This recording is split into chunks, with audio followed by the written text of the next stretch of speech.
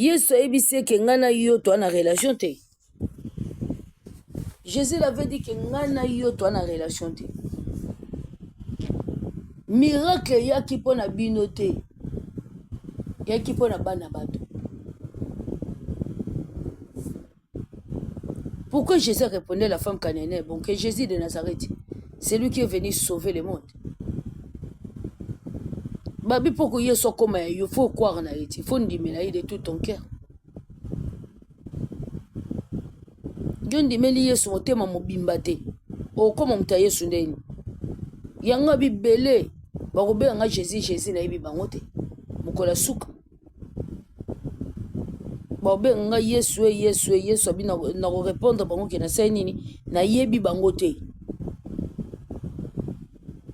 Pourquoi ozobenga nganga na yebi bino te? Na sala boy na yebi bino te. Na zongisa boy na yebi bino te. Yesu ayebisi la femme cananéenne na yaki pona ete. Abinga na yaki pona bino te na yaki pona bana na bato. Bisika la femme cananéenne ata tolaki alobi ata bana ya bato bazalaka pe na besoin ba mieti oyo kwera na mesa ba chef na bango. Yango Yesu Kristo alobaki na ye na monna no mo sasa na kondima lokwa yote. Parce que Jésus Christ ayebise ki ya yaki pona bango te. Abenga bango abenga ye grâce ya mbwa. Pourquoi Jésus Christ abenga bango grâce ya mbwa? Moto ye liboso ya Yesu Christ. Yesu ndeko na bolingo. Celui qui nous a sauvé la vie, c'est Jésus. Celui qui nous a délivrés, c'est Jésus. Celui qui a donné sa vie pour nous, c'est Jésus. Maintenant, Yesu wana zo ebisa mwasi wana ki. Na ebi yote. Na ekipo na yote. Na ekipo na yote. Moi, na répondre que biso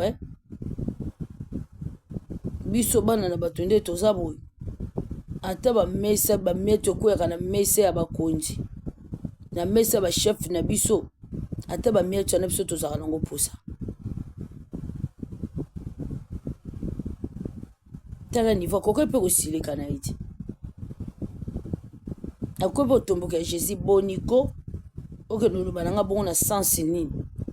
Olongo sakana nga pone ko senga lobiko pa na yo. Fanda na lobiko no kuna. Yo kanti oza nani? Akoy pe ko manquer Jésus Akoy ko manquer Jésus Christ. Mais moi so na kati ya douceur parce que na moment na c'est l'école. Pour boza bata Yesu te. Boza bata Nzambe te. Eza école. Accepter obiki. Biki si moi no accepter te etali. Accepter te moi no obika te yo mto ana problème. Ce que accepter moi no osani arobika. Soko ndimi moi no asani abiki mais soko boy moi no osani arobika te. Est-ce que la vie no y acceptaka? La Bible nous dit dans Matthieu 15, verset 22,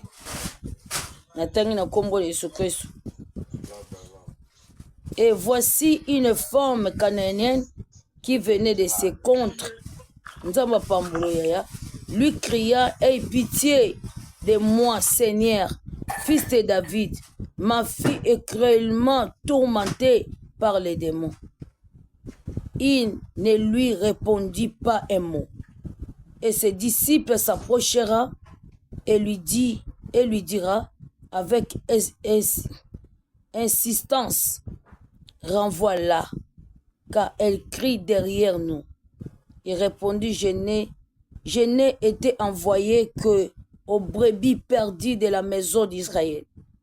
Mais elle vint se prosterner devant lui, disant, Seigneur, secours-moi. Il répondit, il n'est pas bien de prendre le pain des enfants et de les jeter aux petits chiens. Ok. Yom te se glorifier yoki. La femme cananéenne y soit identifiée identité na bango baba mboa. Muto yebisi bango yoki te. Muto lobi na c'est Jésus-Christ de Nazareth. Zo Bible non na Matthieu 15 verset 26. Muto no sotanga zo Bible na. Zo Bible no muto no sofatanga. Zo Bible fongo la Bible no to sotanga ngo biso nyonso. To bana Matthieu 15 verset 22 tina 26. Zo Bible na yo papa mama to sotanga ngo.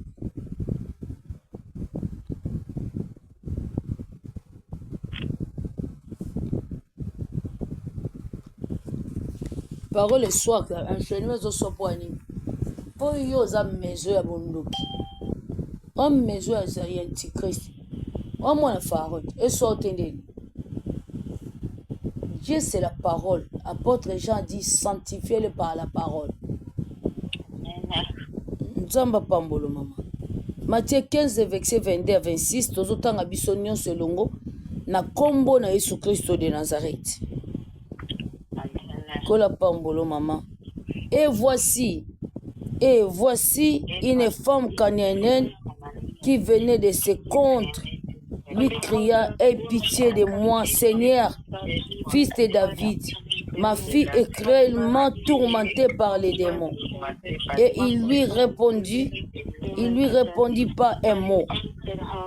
Et ses disciples s'approchèrent et lui dit avec insistance, renvoie-la, car elle crie derrière nous. Il répondit, je n'ai été envoyé que aux brebis perdues de la maison d'Israël. Mais elle vint se prosterner devant lui, disant, Seigneur, secours-moi. Il répondit, il n'est pas bien de prendre le pain des enfants et de les jeter aux petits chiens. Kola pambolo sur la scène. Kola pambolo. C'est quoi l'identité moi so Yesu qualifié na. Nzamba pambolo mama. Yesu ayebisi alitalisi alakisi ke yena yeba na relation te. Yesu c'est vérité binga na yeki pour la binoté. Na ki pona ba brebis perdues de la maison d'Israël. C'est-à-dire que Yesu ti moi so yeko senga wana bo secours yeko lela ye. Yesu okite ke Yesu aboye ko répondre. Yesu répondait ke eloko te. Babi tango yeko sengo secours na verset 22 babi tango yeko ko gange pa Yesu wana ke Yesu bikisa mwana na ngai ya mwasi mwana ngaza aza pena menacé na ba démons cruellement tourmenté par les démons azangi kimia azalo kwa akomi lokwa mtali boma ana kimia te azo ganga azo mona pasi eleki parce que elle est tourmentée par des démons. Babi Jésus-Christ le verset 23 babi Jésus-Christ a répondre le côté et il ne lui répond pas un mot. C'est-à-dire que bazana Yesu amone loko yeb c'était pour bana relation te. Yango ba disciple ba yeb